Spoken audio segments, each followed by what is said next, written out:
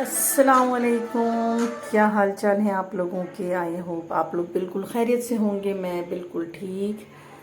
तो जनाब, आज का दिन जो है काफ़ी मसरूफ़ तरीन दिन रहा मेरे लिए, क्योंकि रात में जो है वो मेरी छोटी नंद आ गई थी, भांजा आ गया था।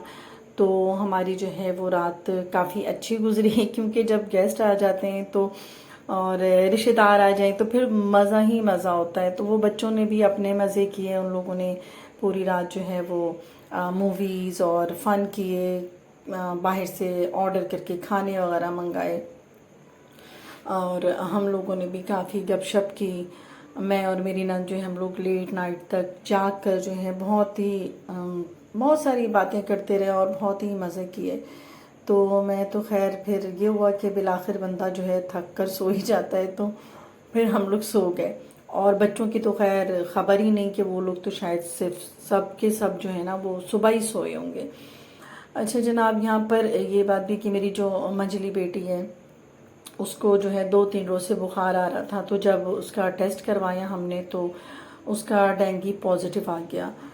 तो ये तो एक काफ़ी यानी मसले वाली बात हो गई, काफ़ी परेशानी वाली बात हो गई कि मैं अभी उसकी देखभाल कर रही हूँ और कर रही थी। मतलब जो भी डेंगू की वो चीज़ें हैं कि चीज़ें पका पका के खिलाना या सेब का जूस फ्रेश निकाल के देना, तो एनी टाइम जो है उसके साथ भी लगी हुई हूँ। और ज़ाहिर है कि मरीज़ है तो मरीज़ को तवज्जो भी चाहिए होता है, और बच्चे तो फिर होते ही हैं कि ज़रा से बीमार भी हो जाएं तो उन्हें फिर वालिदैन की तवज्जो चाहिए होती है। तो इस वक्त भी मैं काफ़ी यानी कि उसी में बिज़ी थी 2-3 रोज़ से ना। तो अल्लाह का शुक्र था कि प्लेटलेट्स कम नहीं थे, तो इसलिए भी थोड़ी खैर हो गई थी। तो साथ में जब रात में गेस्ट आ गए तो जाहिर है कि मेहमान तो अल्लाह की रहमत हैं, तो घर में जो भी माहौल हो, लेकिन मेहमान जब आ जाते हैं तो घर का माहौल भी अच्छा हो जाता है और फिर हम उन्हें अच्छे से अच्छे ही माहौल प्रोवाइड करते हैं। तो ये बात हुई। तो यहाँ बच्चों ने भी काफ़ी इंजॉय किया रात में, और सुबह ही सोए मेरे हाल में। और मैं तो जब सुबह सोकर उठी तो सब के सब गहरी नींद सो रहे थे। तो जनाब मैं उठ के पहले तो मैंने जो है ना वो नाश्ता तैयार कर लिया। तो वो आलू की रोटी मैंने बना दी। मैंने कहा जब सब उठेंगे तो वो नाश्ता तैयार होना चाहिए ना, जब भी उठें। और साथ ही साथ जो है मैंने कहा कि पहले ही ना मेहमानों के उठने से पहले अगर मैं खाना बना लूँ तो ये ज़्यादा अच्छा हो जाएगा, क्योंकि फिर हमें बैठ के गपशप करने का ना अच्छा टाइम मिल जाएगा। तो यहाँ पर ये हुआ कि मैं तो उठ गई, मैंने अपना नाश्ता भी कर लिया जनाब। लेकिन मेहमान जो थे वो काफ़ी थके थे और जाहिर है कि बहुत लेट सोए होंगे वो लोग। तो अब जो है कोई भी उठने का नाम ही ना ले। तो जनाब यहाँ पर जो है मैंने तो अपना खाना बनाना भी स्टार्ट कर लिया, बिकॉज़ मुझे पता था कि मेरे जो भांजे और बच्चे हैं ना इन्हें तो बिरयानी ही पसंद है हर हाल में। पहले मैंने सोचा कुछ और बनाऊं, लेकिन ये था कि मेरे भांजे को, मेरी नंद को जो है मेरी हाथ की बिरयानी बहुत पसंद है। तो जनाब मैंने जो है वो बिरयानी ही चढ़ा दी फटाफट से, और वो ही रेसिपी जो मैं बार बार बनाती हूँ अपनी, जिसे मैं कहती हूँ झटपट शानदार रेसिपी। तो बस मैंने वही वाली रेसिपी जो है यहाँ पे अप्लाई किया और फटाफट से जो है ना मैंने बिरयानी चढ़ा दी।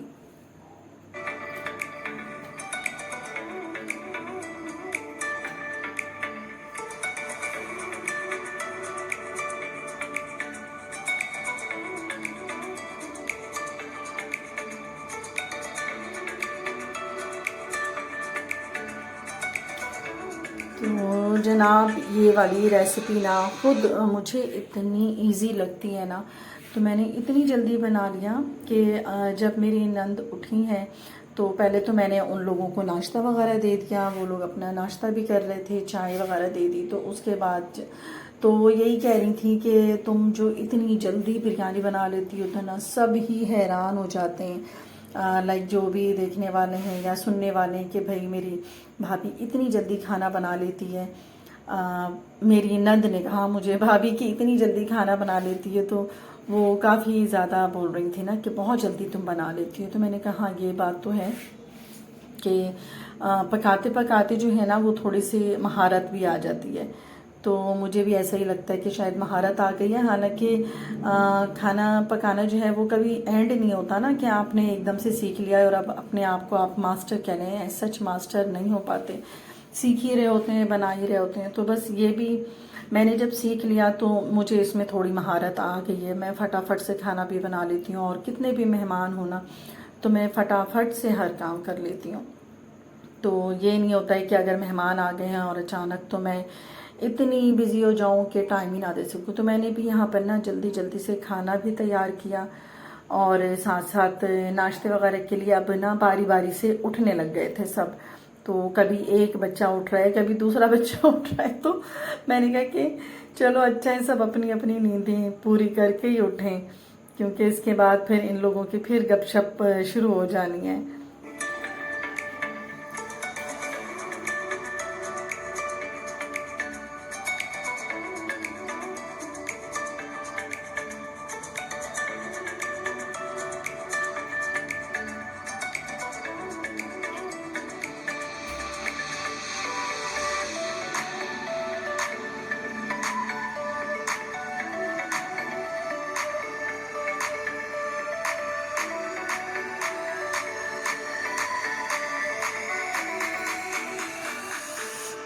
तो जनाब यहाँ पर जो है बस ये बातों ही बातों में जो है ना वो खड़े खड़े बस ये मेरी बिरयानी भी तैयार हो गई थी।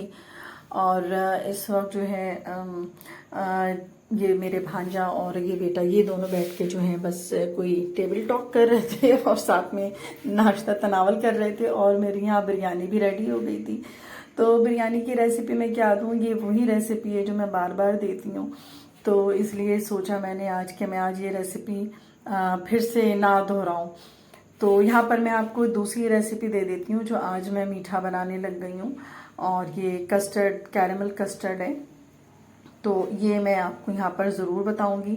तो मैंने यहाँ 1 किलो दूध जो है फ्रेश मिल्क वो मैंने एक तरफ जो है वो उबलने के लिए चढ़ा दिया है, और साथ साथ जो है यहाँ मैं बिरयानी को तह लगा रही हूँ। जिस तरह मैं करती हूँ कि पहले मैं काफ़ी सारे चिकन और मसाले जो है एक तरफ मतलब आधा हिस्सा एक तरफ कर देती हूँ, आधा पतीली में रहने देती हूँ, और उसके बाद मैं चावलों की तह स्टेप बाय स्टेप में लगा देती हूँ।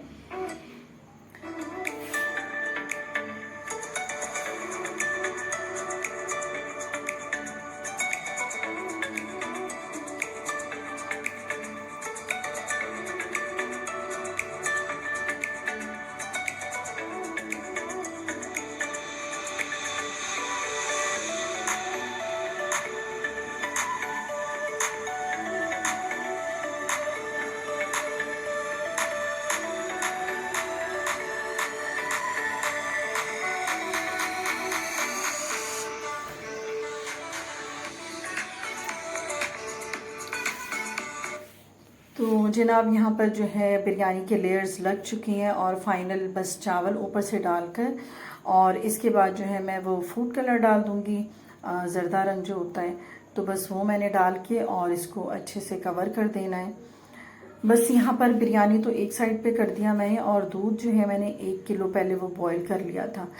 तो जैसे 1 किलो में आप जितना भी मीठा चाहते हैं, कस्टर्ड जो भी बनाते हैं तो उन्हें अंदाज़ा होगा। तो बस इतनी ही शुगर को लेके मैंने जो है दूसरे पैन में कैरेमलाइज करने के लिए रख दिया, बिल्कुल धीमी आंच पर। तो ये शुगर को जो है ना यहाँ पर हमें कैरेमलाइज करना है, इतना कि वो बिल्कुल लिक्विड सा हो जाए और जले बिल्कुल ना। तो यहाँ पर मैं इसे ही कर रही हूँ।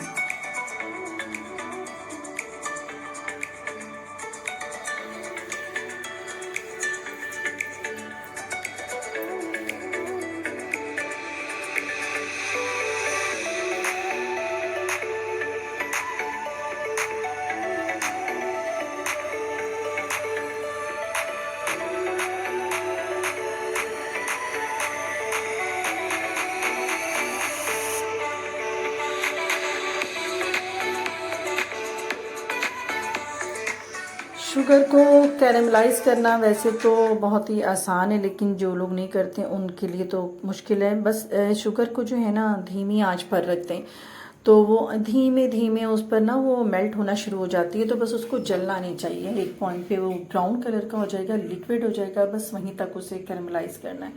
तो एक तरफ जो है मैंने कस्टर्ड पाउडर कोई सा भी फ्लेवर ले लें, तो बस उसको मैंने 3 चम्मच पाउडर को सादे पानी में घोल कर रख लिया है। और साथ साथ जो बस ये छोटे मोटे काम होते हैं, सैलड बनाना, रायता, तो बस मैं यही कर रही थी। यहाँ पर बस ये सारे काम भी निपटाती जा रही थी, काउंटर भी साफ़ कर लिया और लगे हाथ बिरयानी तो एक तरफ तैयार हो ही गई थी।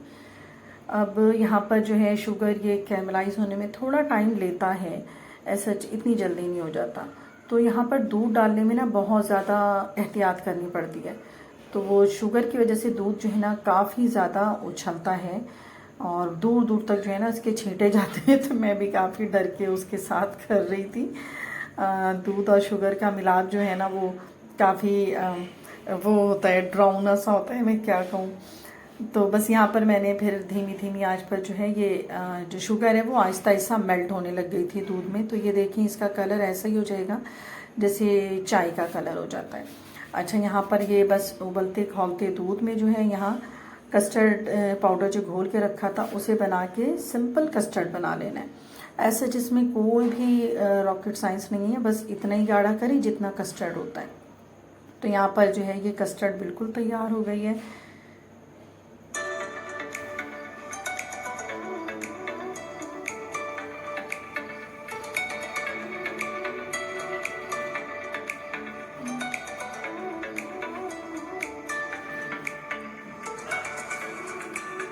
तो बस यहाँ पर ये किया कि मैंने बनाना जो है उसके तह लगाकर ऊपर से कस्टर्ड डाल दिया और उसको ठंडा करने के लिए मैंने फ्रिज में रख दिया है। तो जनाब यहाँ बीच बीच में जो है मैं अपनी बेटी के लिए बार बार उसको जाकर कभी खिचड़ी खिलाना, कभी एप्पल का जो फ्रेश जूस है वो निकाल कर देना, वो भी कर रही थी। ज़ाहिर है कि एक मेहमान आए हैं तो उन्हें भी कंपनी देना है। यहाँ पर ये सारे काम जो है ना वो साथ साथ चल रहे थे।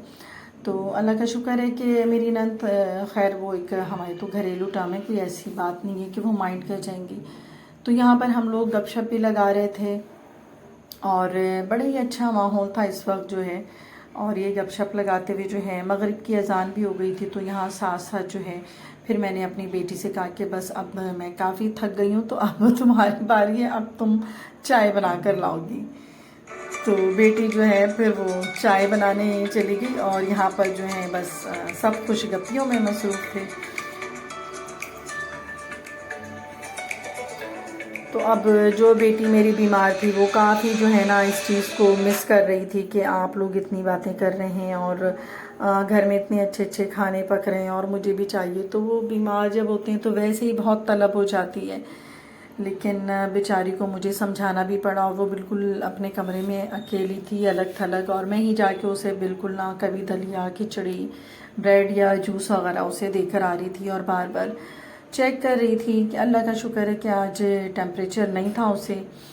तो बस यही दुआ है कि अल्लाह ताला जल्दी से मेरी बेटी जो है वो सही हो जाए और इस डेंगू से जो सब पर हमला आवर हुआ है अल्लाह ताला सबको बचाए, सबको महफूज रखे और जो भी बीमार हैं उन सबको जो है शिफा दे, आमीन। और आप लोगों से भी इल्तिमास है कि जो भी देखने वाले हैं मेरे जानने वाले वो प्लीज़ दुआ करें कि मेरी बेटी जल्दी से सेहतयाब हो जाए।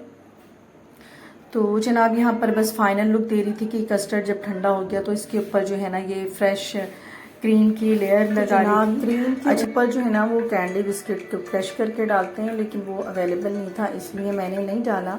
तो ये रेसिपी ज़रूर ट्राई कीजिएगा और बहुत ही मज़ेदार है, बहुत ही ज़बरदस्त है। तो जनाब यहाँ पर क्रीम की लेयर भी लगा चुकी हूँ मैं और इसके बाद ये हुआ कि मेरे नंद जाने लग गई थी। तो टाइम हो गया था, उन्हें बहुत जल्दी घर पहुंचना था, तो इसलिए उनके लिए मैंने मीठा जो है वो पैक कर दिया। उन्होंने कहा कि नहीं मैं नहीं खाऊंगी, तो बस उनके लिए भी पैक कर दिया था और मज़ीद खाना वगैरह भी पैक करके दे दिया कि वहाँ पर उनके हस्बैंड और भांजा भी थे, तो मैंने वो सब कर दिया। तो जनाब मेहमान भी चले गए और मेहमानदारी भी हो गई। तो अल्लाह का लाख लाख शुक्र है। बस अब मैं चाहूँगी कि आप लोग मेरी बेटी के लिए दुआ करें, उसको अपनी दुआओं में याद रखें कि जल्द से जल्द वो सेहतयाब हो जाए और जो भी इस बीमारी में मुब्तला है अल्लाह ताला सबको उनको सेहत दे, आमीन। तो बस अब मैं यहाँ इजाज़त चाहूँगी, अपना बहुत ख्याल रखिएगा और अल्लाह हाफ़िज़।